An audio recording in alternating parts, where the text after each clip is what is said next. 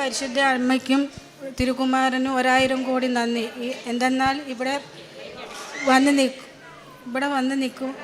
വന്ന് നിൽക്കുവാൻ അവസരം ഒരുക്കി തന്നതിന് 1000 കോടി നന്ദി. ഞാൻ കൊല്ലം ജില്ലയിൽ കരുനാഗപ്പള്ളി വള്ളിക്കാവ് എന്ന് പറഞ്ഞ സ്ഥലത്ത് വരുന്നു. ഞാൻ ഒരു ഹിന്ദുവായ മകളാണ്. എനിക്കൊരു മകളുണ്ട്. മകൾ ദുബൈ ജോലി ചെയ്യുമായിരുന്നു. അവിടെ ഒരു മുസ്ലിം പയ്യനുമായിട്ട് സ്നേഹിച്ച് വിവാഹം കഴിച്ച് ഒരു കുട്ടിയായി. ജീവിതത്തിന് വലിയ കുഴപ്പമൊന്നുമില്ല. പയ്യന് നല്ല ജോലിയായിട്ട് ഇങ്ങനെ പോയിക്കൊണ്ടിരിക്കുമ്പോൾ എൻ്റെ മകൾ കഴിഞ്ഞ മാർച്ചിൽ ഒരു 40 ദിവസത്തേക്ക് എൻ്റെ അടുത്ത് വന്ന് കണ്ട് തിരിച്ചു പോയി. അപ്പോൾ എന്ന് മുതലാണോ എന്നറിയില്ല, എൻ്റെ കുഞ്ഞുനാൾ മുതലേ ഞാൻ മാതാവിനെ വിശ്വസിക്കുകയും കൊന്ത പഠിക്കുകയും ബൈബിളൊക്കെ വായിക്കുകയൊക്കെ ചെയ്യും. അപ്പോൾ എന്നോട് പെട്ടെന്ന് ഒരു ദിവസം അവൾ ഈ ഏപ്രിൽ മാസത്തിൽ പറഞ്ഞ, അമ്മേ സേഫുവിൻ്റെ കമ്പനിയിൽ എന്തോ പ്രശ്നമുണ്ട്, അപ്പം ജോലിയൊക്കെ പോകാൻ സാധ്യതയുണ്ട്, അമ്മ എനിക്കൊരു ജോലിക്ക് വേണ്ടിയിട്ട് പ്രാർത്ഥിക്കുക. അപ്പോൾ ഇങ്ങനൊരു മാരേജ് ആയതുകൊണ്ട് എൻ്റെ മകളെ അവരെ അംഗീകരിക്കാൻ ഭയങ്കര ബുദ്ധിമുട്ടാണ്. അപ്പം എനിക്ക് വന്നു കഴിഞ്ഞാൽ ഞാൻ മറ്റൊരു വീട്ടിൽ ആണ് നിൽക്കുന്നത്. അപ്പം എനിക്ക് വന്നാൽ എൻ്റെ മകളെ സംരക്ഷിക്കാനുള്ള കഴിവില്ല. എൻ്റെ മകൾ വന്ന് നിന്നപ്പോൾ തന്നെയുള്ള എൻ്റെ ലോണുകളെല്ലാം മുടങ്ങി. അപ്പം ഞാൻ പറഞ്ഞു, അമ്മ ശക്തമായിട്ട് പ്രാർത്ഥിക്കാൻ പറഞ്ഞു. അപ്പം പക്ഷേ പിന്നെ മാതാവിൻ്റെ വലിയൊരു ഇതെന്ന് പറഞ്ഞാൽ, എൻ്റെ മരുമകൻ മുസ്ലിം ആണെങ്കിലും അവന് കൊന്ത പഠിക്കുന്നതിന് അവൾ പ്രാർത്ഥിക്കുന്നതിന് ഒരു തടസ്സമില്ല. അപ്പം ഞാൻ പറഞ്ഞു, മോള് വിഷമിക്കേണ്ട, അമ്മ മാതാവിനോട് പ്രാർത്ഥിക്കുന്നുണ്ട്. അപ്പോൾ കൃപാസനത്തിൽ അമ്മ പലപ്പോഴും ഇതിലേ പോകുമ്പോൾ വന്നിട്ടൊക്കെ ഉണ്ട്. നമ്മൾ ഉടമ്പടി അങ്ങനെയൊന്നും നമുക്കറിയില്ല. അപ്പം ഞാൻ പറഞ്ഞു, അപ്പോൾ പെട്ടെന്ന് തന്നെ എൻ്റെ നാത്തൂർ എന്നെ വിളിക്കുന്നു, അമ്മേ ചേച്ചി ഒന്ന് വരാമോ, എനിക്ക് വീട് വെക്കണം, കൃപാസനത്തിൽ പോയൊരു ഉടമ്പടി എടുക്കാനാണെന്ന് പറഞ്ഞു. അപ്പം ഞാനിങ്ങനെ വിഷമിച്ചിരിക്കുകയാണ്. അപ്പം 2 ദിവസം കഴിഞ്ഞപ്പോൾ അവൾ വീണ്ടും വിളിക്കുന്ന, അമ്മേ സേഫുവിൻ്റെ ജോലി പോയി, പിന്നെ ചെറുപ്പക്കാരുള്ളവരെയൊക്കെ പറഞ്ഞു വിട്ട് സേഫുവിൻ്റെ ജോലി പോയി, ഒരാഴ്ചയ്ക്കകം വിസ ക്യാൻസലാക്കുമെന്ന് പറഞ്ഞു. അപ്പം ഞാൻ പറഞ്ഞു, എൻ്റെ മാതാവേ, ഈ കുഞ്ഞിനെ ഇവളെ സംരക്ഷിക്കാനുള്ള ശേഷി എനിക്കില്ല, എത്രയും പെട്ടെന്ന് അവനൊരു ജോലി ശരിയാക്കി കൊടുക്കണമെന്ന് പ്രാർത്ഥിച്ചുകൊണ്ടിരിക്കുമ്പോഴാണ് നാത്തൂൻ ഈ ഉടമ്പടിയുടെ കാര്യം പറയുന്നത്. അങ്ങനെ വെളുപ്പിനെ 4 മണിക്ക് ഞാനും എൻ്റെ സഹോദരൻ്റെ വൈഫും കൂടി ഇവിടെ വന്ന് ഉടമ്പടിയിൽ ഞാൻ ആദ്യം വെച്ചത്, എൻ്റെ മരുമകന് ഒരു ഫാമിലി വിസ ഒരുക്കി കൊടുക്കണം, ഒരിക്കലും എൻ്റെ മോളും കുഞ്ഞും നാട്ടിൽ വരാൻ ഇടയാകരുത്. ഇപ്പം നിങ്ങൾക്ക് എന്നെ കണ്ടാൽ എന്ത് തോന്നിയാലും അന്നത്തെ എൻ്റെ അവസ്ഥ ഇതല്ല. എൻ്റെ അവസ്ഥ എന്താണെന്ന് എനിക്ക് പോലും അറിയത്തില്ല. അങ്ങനെ ഞാൻ ഇവിടെ വന്ന് അവിടെ വന്ന് ഞാൻ ഉടമ്പടി വെച്ച് പ്രാർത്ഥിച്ചപ്പോൾ അപ്പോൾ അതിൻ്റെ ഇടയിൽ വെച്ച് മരുമകൻ ഞാൻ ഈ ഉടമ്പടിക്ക് വരുന്നതിന് മുമ്പ് മരുമകൻ അവിടെ പഠിച്ച് വളർന്നത് കൊണ്ട് അവനൊരു പെട്ടെന്നൊരു ജോലി കിട്ടി. പക്ഷേ ഒരു കമ്പനി ഫാമിലി വിസ കൊടുക്കത്തില്ല. അവൻ നല്ല കമ്പനി, നല്ല പൊസിഷനിൽ വണ്ടിയും ഫോണും ഇതെല്ലാം കമ്പനി കൊടുത്ത് പോയിക്കൊണ്ടിരുന്നത്. പെട്ടെന്നൊരു ദിവസം അവനാ തകർച്ച വന്നപ്പോഴത്തേക്ക് പക്ഷേ അവനൊരു ജോലി കിട്ടി. പക്ഷേ ഒരു കമ്പനി ഫാമിലി വിസ കൊടുക്കുന്നില്ല, വണ്ടി കൊടുക്കുന്നില്ല. അപ്പം ഒരു ജോലി അവിടെ പിടിച്ച് നിൽക്കണമല്ലോ. അപ്പം ഇച്ചിരി നല്ല സാലറിയുള്ളൊരു ജോലി പെട്ടെന്ന് കിട്ടി. അപ്പോൾ ഫാമിലി വിസ ഇല്ല എങ്കിലും ആ ജോലി അവന് കിട്ടും. അപ്പോൾ എൻ്റെ മോക്ക് വേണ്ടിയിട്ടൊരു ജോലിക്ക് വേണ്ടി ഞാൻ പ്രാർത്ഥിച്ചു. അപ്പം ഞാൻ ഇവിടെ വന്നിട്ട് അമ്മയോട് പറഞ്ഞു, അമ്മ ഞാനൊരു ഫാമിലി വിസയ്ക്കാണ് പറഞ്ഞത്, എന്നാലും വേണ്ടതില്ല, എൻ്റെ മോക്കൊരു എന്തെങ്കിലും ഒരു ജോലി കൊടുത്ത് അവിടെ നിർത്തണേ അമ്മയെന്ന് പറഞ്ഞ് അവൾ കയറി വരാനിടയാകട്ടെ എന്ന് പറഞ്ഞ് അങ്ങനെ ഇവിടെ വന്ന് ഞാൻ ഉടമ്പടി എടുത്ത് കഴിഞ്ഞ് ഇവിടെ ഈ കാശ് രൂപം തന്നപ്പോഴത്തേക്ക് എൻ്റെ ശരീരത്തിൽ നിന്നൊരു വിറയിൽ പോലെ, എനിക്ക് അതുവരെ ഞാനൊരു ഭ്രാന്തിയുടെ അവസ്ഥയിൽ ഞാൻ നിൽക്കുകയാണ്. ഞാൻ പ്രാർത്ഥിക്കുന്നുണ്ടല്ലോ ചെയ്യുന്നത്, എനിക്ക് എന്താണെന്നറിയില്ല. അപ്പം എൻ്റെ ശരീരത്തിൽ ഇതങ്ങോട്ട് കിട്ടിയപ്പോഴത്തേക്ക് എനിക്കൊരു വൈബ്രേഷനാണ് അപ്പം എന്നിലുള്ള ആ ഒരു ടെൻഷനുകളും എല്ലാം ഷൂന്നും പറഞ്ഞ് അങ്ങ് ഒഴിഞ്ഞു പോയി. എനിക്കൊരു ധൈര്യം മുന്നോട്ട് ജീവിക്കാൻ പറ്റത്. ഞാൻ 3 മണിക്ക് എഴുന്നേക്കും, എനിക്ക് പ്രാർത്ഥന.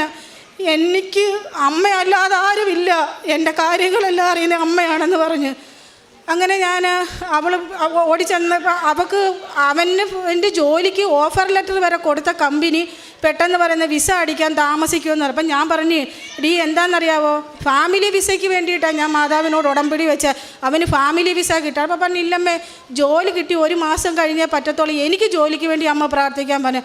അങ്ങനെ മെയ് മാസം 31-ാം തീയതി അവൻ പോയി പാസ്പോർട്ട് ഓഫർ ലെറ്റർ കൊടുത്തിടത്തുനിന്ന് വാങ്ങിച്ചുകൊണ്ട് വന്ന് അവൻ ആഹാരം അവൻ രാത്രിയിലൊക്കെ എന്നെ വിളിക്കും, അമ്മ ആഹാരം കഴിക്കുന്നില്ല, ടെൻഷൻ, എൻ്റെ ജീവിതം തീർന്നു. ഞാൻ പറഞ്ഞു, ഒരു ജീവിതം, അപ്പോൾ എനിക്ക് ടെൻഷനില്ല. ഞാൻ പറഞ്ഞു, ഇല്ല, മാതാവ് നിന്നെയും അവനെ സംരക്ഷിച്ചോളും, നാട്ടിൽ കയറി വരാൻ ഇടയാകത്തില്ലെന്ന് പറഞ്ഞു. അങ്ങനെ ഇപ്പോൾ ഉണ്ട്. അപ്പോൾ പറഞ്ഞ അവൻ്റെ പണ്ടത്തെ ഒരു കൂട്ടുകാരൻ, അവനും നമ്പറില്ല, വേറെ ആരോ വഴി ഒരു കൂട്ടുകാരനും പറഞ്ഞ് സൈഫുവിന് ഇതുപോലെ ജോലി നഷ്ടപ്പെട്ട് ഫാമിലി ഉണ്ട്, ആകെ പ്രശ്നം. അപ്പോൾ പറഞ്ഞ് എൻ്റെ ഉപ്പായി വന്ന് കാണാൻ പറഞ്ഞെന്ന് പറഞ്ഞിട്ട് അവൻ്റെ കൂട്ടുകാരൻ അവന് നമ്പർ കൊടുത്തു. അപ്പോൾ പറഞ്ഞ അമ്മ ഒരു ആശ്വാസമുണ്ട്, ഇങ്ങനെ അയാളെ പോയി ആ മുതലാളിയെ പോയി കാണാൻ പറഞ്ഞെന്ന് പറഞ്ഞു. അപ്പോൾ അന്ന് ആ പറഞ്ഞ സമയമായപ്പോഴും പുള്ളി വിളിക്കുന്നില്ല. അവസാനം രാത്രി അവിടുത്തെ 10 മണി 12 മണി, ഇവിടെ 10 മണി.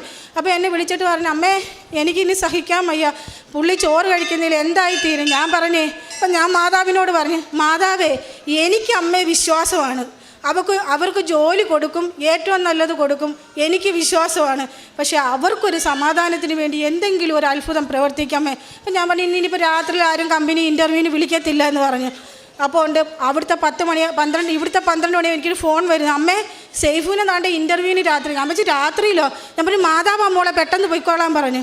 അവൻ ചെന്ന് മുതലാളിയെ കണ്ട് സംസാരിച്ചു, ഓക്കെ നാളെ രാവിലെ നീ മാനേജറെ വന്ന് കാണാൻ പറഞ്ഞു. അപ്പം മാനേജർ എന്താ പറയുന്നതെന്ന് അറിയത്തില്ലല്ലോ. അങ്ങനെ പിറ്റേ ദിവസം 10 മണിയായപ്പോൾ അവനെ അങ്ങോട്ട് വിളിക്കുന്നത്, നീ പെട്ടെന്ന് വരാം. അങ്ങനെ ചെന്നപ്പോൾ എൻ്റെ മരുമോന് ഫാമിലി വിസ, പിന്നെ വണ്ടി, പെട്രോള്, പിന്നെ മൊബൈൽ എല്ലാം കമ്പനി കൊടുക്കാമെന്ന് സമ്മതിച്ച് അവനെ ജോലിക്ക് എടുത്ത്. അപ്പോൾ പിന്നെ ഞാൻ എൻ്റെ മോക്കൊരു ജോലി, അപ്പോൾ എൻ്റെ മോക്ക് സത്യം ദൈവത്തിൽ ആരുടെ മുമ്പ് വിളിച്ച് പറയുന്നത് എനിക്കൊന്നുമില്ല, എൻ്റെ മോക്കൊരു ജോലി കിട്ടിയാലോ എനിക്ക് എന്തെങ്കിലും തരാൻ പറ്റും, ഞാൻ മറ്റൊരാളുടെ വീട്ടിൽ ജീവിക്കുന്നത്. അപ്പം ഞാൻ പറഞ്ഞു എൻ്റെ മോക്കൊരു ജോലി വേണം അമ്മയെന്ന് പറഞ്ഞ്. അപ്പം ഞാൻ പറഞ്ഞ് അപ്പോഴും ഒരു ദിവസം ഞാനിങ്ങനെ അപ്പോൾ ഈ മരുമോൻ്റെ ആദ്യത്തെ കമ്പനി ഓഫർ ലെറ്റർ കൊടുത്ത കമ്പനി വിളിച്ചപ്പോൾ അച്ഛൻ്റെ ഒരു ടോക്ക് ഞാൻ കേൾക്കുന്നത്, അതായത് ഗൾഫ് രാജ്യത്ത് ഒരു മകൻ 8 കാണിക്കുന്ന 8 ദിവസത്തിനകമാണോ എന്താണെന്നറിയത്തില്ല, ഒരത്ഭുതം പ്രവർത്തിക്കാൻ അവന് ജോലിക്ക് കയറുമെന്ന് പറഞ്ഞു. അപ്പം ഞാനത് പഴയ ഒരു ടോക്ക്. അപ്പം ഞാൻ വിചാരിച്ച് എൻ്റെ സൈഫിനാണോ എന്ന് വിചാരിച്ച് ആ 8ാമത്തെ ദിവസത്തിൻ്റെ തലേ ദിവസം അവനെ അന്നത്തെ ദിവസം തന്നെ അവർ ജോലിക്ക് എടുത്ത്. ആ ദിവസം തന്നെ അവന് ആ അച്ഛൻ പറഞ്ഞ ആ ഡേറ്റിന് എന്നെ ജോലിക്ക് കിട്ടി. പിന്നെ എൻ്റെ മോക്ക് ജോലിക്ക് വേണ്ടിയിട്ട് ഞാനിങ്ങനെ വിഷം. അപ്പം ഞാൻ പറഞ്ഞു, അപ്പോൾ പല കമ്പനികൾ എനിക്കറിയാവുന്ന എൻ്റെ കൂട്ടുകാർക്കും ഗ്രൂപ്പിലും എല്ലാം ഒരു 100 CV ഇട്ട് കൊടുത്ത്. സാധനം ഞാൻ ഇവിടെ വന്നിട്ട് ഞാൻ പറഞ്ഞു, അമ്മേ ഞാൻ ഇനി അവൾക്കൊരു ജോലിക്ക് വേണ്ടിയിട്ട് ആരോടും ശ്രമിക്കത്തില്ല, അമ്മ അവൾക്കൊരു ജോലി കണ്ടുപിടിച്ച് കൊടുക്കണമെന്ന് പറഞ്ഞ്. അപ്പോൾ അവൾ പറഞ്ഞു ഒത്തിരി കമ്പനികൾ ഇൻ്റർവ്യൂവിന് വിളിക്കുന്നു, ഇപ്പം വിളിക്കുക എന്ന് പറയുന്നത്, പക്ഷേ ഒരു കമ്പനിയും വിളിക്കുന്നില്ല. ഞാൻ പറഞ്ഞിട്ട് നിനക്ക് ഏറ്റവും നല്ലത് തരാനാണെന്ന് പറഞ്ഞു. അപ്പോൾ ജൂൺ 1-ാം തീയതി അമ്മ എന്നെ ഒരു കമ്പനി വിളിച്ചിട്ടുണ്ട്, ഒരു ടൈപ്പിസ്റ്റ്. നേരത്തെ അവളൊരു HR ആയിട്ടാണ് വർക്ക് ചെയ്ത്, എന്തായാലും വേണ്ടിയില്ല ഇവിടെ പിടിച്ച് നിൽക്കാണ്ടായോ അമ്മയെന്ന് പറഞ്ഞു. അപ്പോൾ ഞാൻ പറഞ്ഞു മോളെ അവർ വിളിക്കും. അപ്പോഴും ഞാനിങ്ങനെ ഉറങ്ങിക്കിടക്കാം. മെയ് 25-ാം തീയതി കിടക്കുമ്പോൾ ഞാൻ ഈ പിന്നെ ലൈവ് കേട്ടോണ്ടിരിക്കുകയാണ് അച്ഛൻ്റെ ഉടമ്പടിയുടെ. അപ്പോൾ ഞാൻ ഉറക്കത്തിൽ 2 മണി പെട്ടെന്ന് ഞെട്ടി വന്നപ്പം ഒരു സെക്കൻഡ് ഈ മാതാവ്, ഈ സിൽവർ മാതാവും ഇതേ രൂപത്തിൽ തന്നെ ഈശോയും കൂടെ വന്ന് നിന്നിട്ട് പെട്ടെന്ന് എന്നോട് പറയുന്നു ഉടമ്പടി സാധനങ്ങൾ അവളുടെ കയ്യിൽ എത്തിക്കുകയെന്ന്. ഞാൻ പറയും എങ്ങനെയാ മാതാവേ, ഞാൻ ആരുടെ കയ്യിൽ കൊടുത്തു വിടും, എനിക്ക് എന്തെങ്കിലും ഒരു മാർഗമുണ്ടോ? അപ്പോൾ ഞാൻ ദുബൈയിൽ ആര് പോകുന്നു, അപ്പം ഞാൻ നോക്കിയിട്ട് ആരും. അപ്പോൾ പിറ്റേ ദിവസം എനിക്കൊരു മെസ്സേജ്, അമ്മ എൻ്റെ കൂടെ പഠിച്ച കുക്കു എൻ്റെ ഫ്ലാറ്റിൻ്റെ തൊട്ടപ്പുറത്ത് താമസിക്കാൻ വന്ന അമ്മ ഉടമ്പടി സാധനം കൊടുത്തു വിടാൻ പറഞ്ഞ്. അപ്പോൾ അത് കഴിഞ്ഞപ്പോഴത്തേക്ക് ഞാൻ ആ ഉടമ്പടി സാധനം, അപ്പോൾ എനിക്ക് അറിയത്തില്ലായിരുന്നു ഇവിടെ നിന്ന് ഉപ്പും തേനും ഒക്കെ തരുമെന്നുള്ള. അപ്പോൾ ഞാൻ ഇവിടെ ആദ്യം ഉടമ്പടി എടുക്കാൻ വന്നപ്പോൾ എനിക്കത് അറിയത്തില്ലായിരുന്നു. ഞാൻ പിന്നീടാണ് അറിയുന്നത് അപ്പുറത്തെ സൈഡിൽ നിന്നാണ് ഇത് കൊടുക്കുന്നതെന്ന്. അപ്പം ഈ കൊച്ചിന് കൊടുക്കാൻ ഉപ്പും തേനും വാങ്ങിക്കാനായിട്ട് ഞാൻ ഇവിടെ വന്നപ്പോൾ ഞാൻ ആ CV കൊണ്ടുവന്ന് ആ ഫോൺ എടുത്ത് വെച്ചിട്ട് പറഞ്ഞു ഇതാണ് അവിടെ CV, അമ്മ അവൾക്ക് ജോലി വാങ്ങിച്ച് കൊടുക്കണം, എനിക്കിനി മുട്ടാൻ വാതിലില്ല എന്ന് പറഞ്ഞ്. അങ്ങനെ ഞാൻ അവിടെ വന്ന് പിന്നെ ഈ ഉടമ്പടി സാധനങ്ങൾ അവൾക്ക് അവിടെ കൊടുത്ത് വിട്ട് കഴിഞ്ഞപ്പോൾ ഞാൻ പറഞ്ഞു, നിൻ്റെ ഭർത്താവോ നിൻ്റെ മോനോ അല്ല വലുത്, ഈ ഉടമ്പടിയാണ് നിൻ്റെ ജീവിതത്തിൽ ഏറ്റവും വലുത്, നീ അത് നെഞ്ചോട് ചേർത്ത് വെച്ച് നീ പ്രാർത്ഥിക്കുക, വിശ്വാസ പ്രമാണം ചെല്ലാൻ പറഞ്ഞു. അപ്പോൾ മെയ് 31-ാം തീയതി ഇവർക്ക് ഉടമ്പടി സാധനം കിട്ടുന്നു, ജൂൺ 1-ാം തീയതി വിളിക്കാമെന്ന് പറഞ്ഞാൽ അയാൾ വിളിക്കുന്നില്ല. അപ്പം ഞാൻ പറഞ്ഞു അതിനേക്കാൾ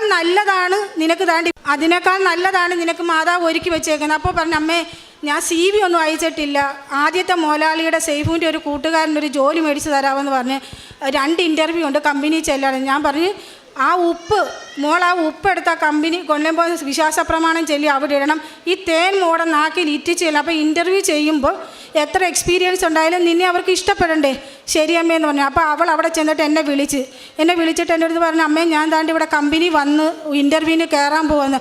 ഞാൻ പ്രത്യക്ഷ പ്രാർത്ഥന ചൊല്ലി ഞാനൊരു 3 പ്രാർത്ഥന ചൊല്ലിയപ്പോൾ എൻ്റെ ഫോണിൽ ആ സെക്കൻഡ് വിളി വരുന്നു, അമ്മ എത്ര സാക്ഷ്യം വേണമെങ്കിലും പറഞ്ഞല്ലോ, എനിക്കും കമ്പനി വണ്ടിയും മൊബൈലും എല്ലാം തരുന്ന നല്ല ജോലി എനിക്കും ആക്കി തന്നെന്ന് പറഞ്ഞു.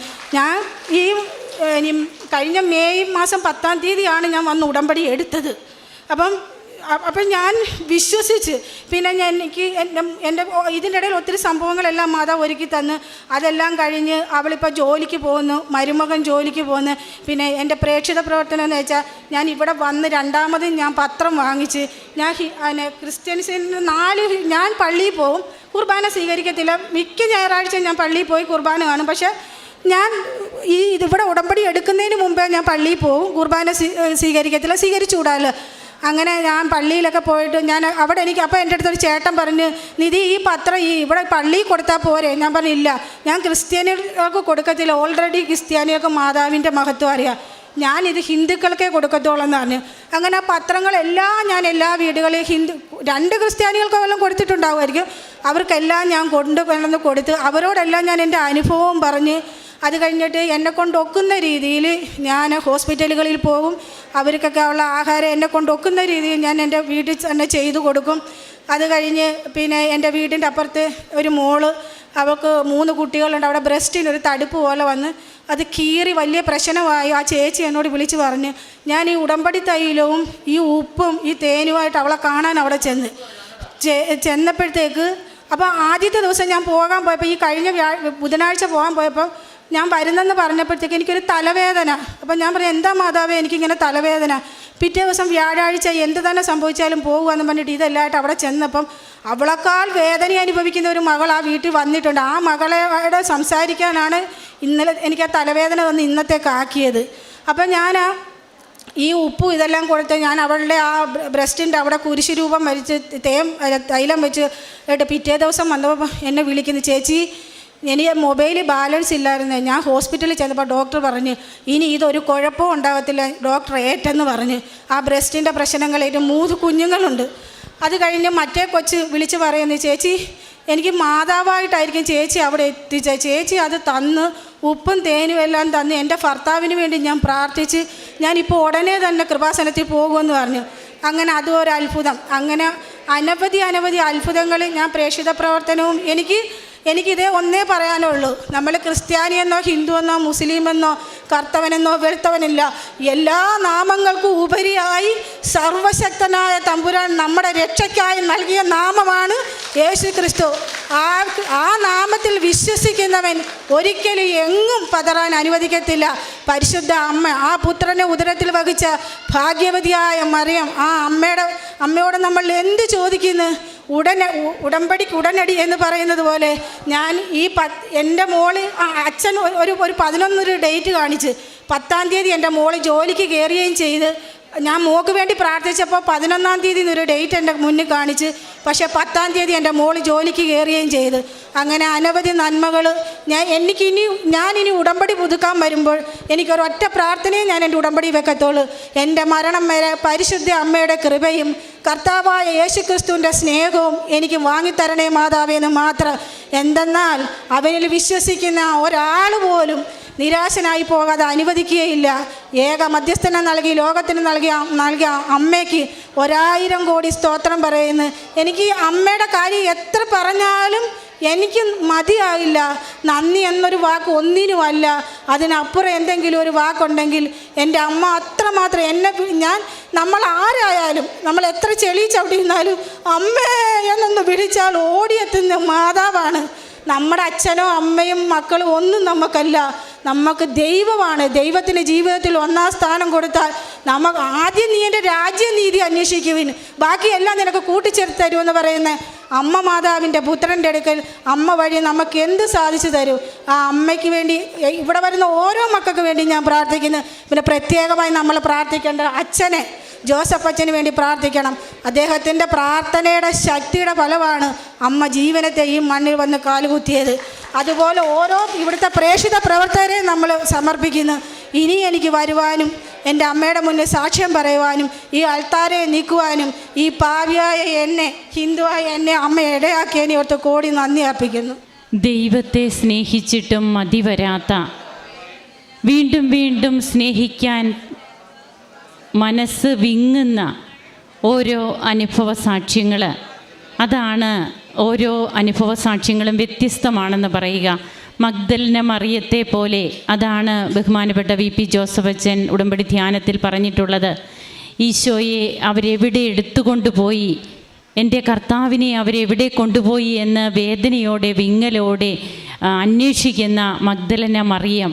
ആ മഗ്ദലന മറിയത്തെ പോലെ കർത്താവിൻ്റെ അടുത്ത് വാക്ക് കൊടുത്ത് ഉടമ്പടി എടുത്തതിന് ശേഷം പിന്നീട് അങ്ങ് ഇഷ്ടപ്പെട്ട് ഈശോയെ പ്രണയിക്കുകയാണ്. അങ്ങനെയാണ് ഇവിടെ വന്ന് 1 മാസമാകുന്നേ ഉള്ളൂ ഈ മകള് ഉടമ്പടി എടുത്തിട്ട്. നമ്മിലൊക്കെ പലരും 10 പുതുക്കി 11 പുതുക്കി നമ്മൾ ഇനിയും സാക്ഷ്യം പറയാത്തവരുണ്ടോ നമുക്ക് ചിന്തിക്കാം. അപ്പോൾ പിറ്റേ ദിവസം തന്നെ വന്ന് സാക്ഷ്യം പറയുന്ന, അന്ന് തന്നെ ഉടമ്പടി എടുക്കുന്ന അന്ന് തന്നെ വെർച്വൽ ഉടമ്പടിയായിട്ടെടുത്ത് ആ ജീവിതം നയിച്ചു വന്ന് സാക്ഷ്യം പറയുന്ന അനുഭവങ്ങളും ഈ അൾത്താരയിൽ ഓരോ ദിവസവും പങ്കുവയ്ക്കപ്പെടുന്നുണ്ട്. അപ്പോൾ തൻ്റെ മകളുടെയും മകൻ്റെയും മരുമകൻ്റെയും ജോലി, ആ ജോലിയൊക്കെ ആ പറയുന്ന ഡേറ്റുകളിലൊക്കെ തന്നെ കിട്ടുന്നു. അതായത് 8 പറയുന്ന ഒരു ഡേറ്റ് ബഹുമാനപ്പെട്ട VP ജോസഫ് അച്ഛൻ ഉടമ്പടി ധ്യാനത്തിൽ പറയുന്നുണ്ട്. അതേ സമയത്ത് തന്നെ ആ മകന് അത് പാതിരാത്രിയാകാം നമുക്ക്, എന്നാൽ അമ്മയുടെ ഫയലിൽ രാത്രി എന്നില്ല പകലെന്നില്ല, അമ്മ എപ്പോഴും. അതുകൊണ്ടാണ് ഈശോ പറയുക, എൻ്റെ പിതാവ് പ്രവർത്തനനിരതനാണ്, ഞാനും പ്രവർത്തനനിരതനായിരിക്കുന്നു എന്ന്. അതായത് ദൈവത്തിൻ്റെ ഫയലിൽ രാത്രിയില്ല പകലില്ല. അവിടുന്ന് താല്പര്യപ്പെടുമ്പോൾ, അവിടുത്തെ ഇഷ്ടം നാം നിറവേറ്റുമ്പോൾ നമ്മുടെ ജീവിതത്തിൽ ദൈവം സ്പന്ദിക്കുന്ന ആ ഒരു നിമിഷം, അത് നമ്മുടെ ജീവിതത്തിൽ പിന്നീട് വെളിച്ചമാകുന്ന നിമിഷമാണ്. തൻ്റെ മരുമകൻ്റെ ജോലി, മകൾക്കും എങ്ങനെ എല്ലാവിധ സൗകര്യങ്ങളോടും കൂടി ജോലി ലഭിക്കുന്നു. വിസയൊക്കെ തീരുവാനായിട്ട് വളരെ ചുരുങ്ങിയ ദിവസങ്ങളുള്ളപ്പോഴാണ് ആ ജോലി ലഭിക്കുക. അതുകൊണ്ടാണ് ഭാരലഘുത്വം എന്ന് പറയുക. താൻ ഇവിടെ വന്ന് ഉടമ്പടി എടുത്ത് ഉടമ്പടി കാശ് രൂപം തൻ്റെ കയ്യിലേക്ക് താൻ എടുത്തപ്പോഴേ ഒരു വൈബ്രേഷൻ ഉണ്ടായി. ഈ വൈബ്രേഷൻ അത് അമ്മ നമ്മെ ഓർമ്മപ്പെടുത്തുകയാണ്, ഞാൻ കൂടെയുണ്ട് കുഞ്ഞെ, നീ ഒന്നുകൊണ്ടും വിഷമിക്കേണ്ട എന്ന്. അപ്പോൾ ഈ ഓർമ്മപ്പെടുത്തലുകളാണ് പിന്നീട് ഈ മകൾക്ക് ശക്തിയാകുന്നത്. പിന്നീട് തനിക്ക് എല്ലാം ലഘുവായി എന്നാണ് പറയുക. മകൾ അവിടെ ഒത്തിരിയേറെ ആകുലതയോടെ എൻ്റെ ഭർത്താവിൻ്റെ ജോലി പോകും, എനിക്ക് കയറി വന്നാൽ എനിക്ക് ജീവിക്കാനൊരു മാർഗമില്ലല്ലോ, ഇങ്ങനെയൊക്കെ മകൾ അവിടെ ആകുലപ്പെടുമ്പോൾ അതിന് മുൻപ് ഒത്തിരിയേറെ ടെൻഷൻ പിടിച്ചിരുന്ന ഈ അമ്മ ഉടമ്പടി എടുത്ത അതേ ക്ഷണത്തിൽ പിന്നീട് ഒരു ആകുലതയുമില്ല, എല്ലാം അമ്മയെ ഏൽപ്പിക്കുന്നു. അതുകൊണ്ട് എത്രയോ തിരുവചനങ്ങളാണ് ഈ മകൾ ഇവിടെ പറഞ്ഞ് ഈശോയെ മഹത്വപ്പെടുത്തുന്നത്. അതുകൊണ്ട് നാം അധ്വാനിക്കാത്ത ഭൂമിയും നാം അധ്വാനിക്കാത്ത ഭൂമിയും അതുപോലെ തന്നെ പണിയാത്ത പട്ടണങ്ങളും നമുക്ക് തരുന്ന കർത്താവിൻ്റെ കൃപയാണ് നമുക്ക് കാണുക. നമുക്ക് കരങ്ങളടിച്ച് ഈശോയ്ക്കും അമ്മയ്ക്കും നന്ദി പറയാം. യേശുവേ നന്ദി, യേശുവേ സ്തുതി, യേശുവേ ആരാധന. അത്യപൂർവ ദൈവാനുഭവങ്ങൾ ഇനി നിങ്ങൾക്കും സ്വന്തം. ഈ യൂട്യൂബ് ചാനൽ ഇതുവരെ സബ്സ്ക്രൈബ് ചെയ്തിട്ടില്ലെങ്കിൽ ഇപ്പോൾ തന്നെ സബ്സ്ക്രൈബ് ചെയ്യുക. ഈ വീഡിയോ ഇപ്പോൾ തന്നെ നിങ്ങളുടെ സുഹൃത്തുക്കൾക്ക് ഷെയർ ചെയ്തുകൊണ്ട് കർത്താവിൻ്റെ പ്രേക്ഷിതരാകുക.